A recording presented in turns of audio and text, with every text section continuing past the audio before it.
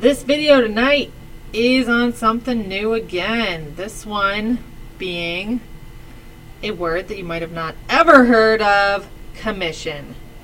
And it's our last thing we're going to talk about dealing with percents. So this is a percent application.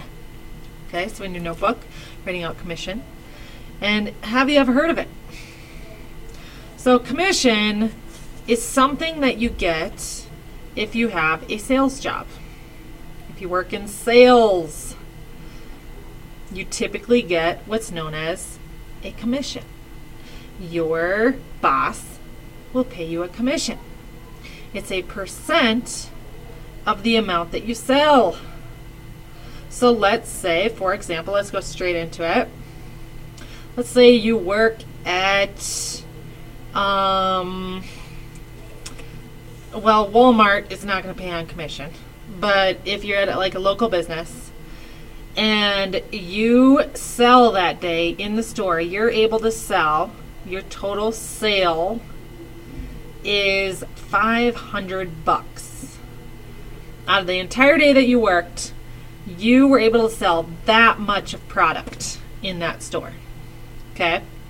And your boss told you he will give you a commission, or she, a commission of 12.5%.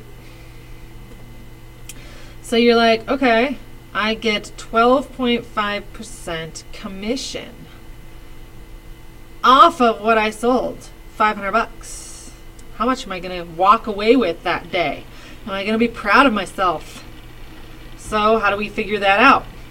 Well, I'm going to need to figure out 12.5% of $500. Because that's how much I'm going to get. So how would I plug that into the calculator? 12.5%. Some of you are getting good at it to where you wouldn't need to plug this in, but 12.5 divided by 100 is going to represent percent. Of is going to be times, and then I have the number 500. So really this should turn into 0.125 times 500. And when I use a calculator and I type in 0.125 times what I sold, $500, I'm walking away with $62.50. $62.50. So what do you think? You think that's pretty good? What if you only worked an hour? I'd say that's pretty good. Amazing, right? Because we talked about in class how the minimum wage in Colorado is $8.23 an hour. So how many hours would you have to work minimum wage just to reach that? Think about that, people. All right, one other thing to comment on here with commission is that typically, usually, you even get a salary on top of the commission. So let's suppose that you have a weekly salary. So that means you are going to get this amount of money no matter what you sold. You are getting this base amount. You get $200 every week, no matter what, for coming to work. And on top of that, you get a commission for what you sell. So let's say you are in real estate, meaning you sell houses, okay? You sell houses for a local housing agent, and like RE/MAX. And they are going to give you $200 per week for working for them. Plus, you get 5.5% commission on anything that you sell, any houses that you sell. So let's say this week you happen to sell a house. Yes. And you sold a house that was worth $120,000. Which in Gunnison, I don't think there is that's very, very low. Okay, I don't even know if you can find it. Maybe you could get just land for that with no house on it.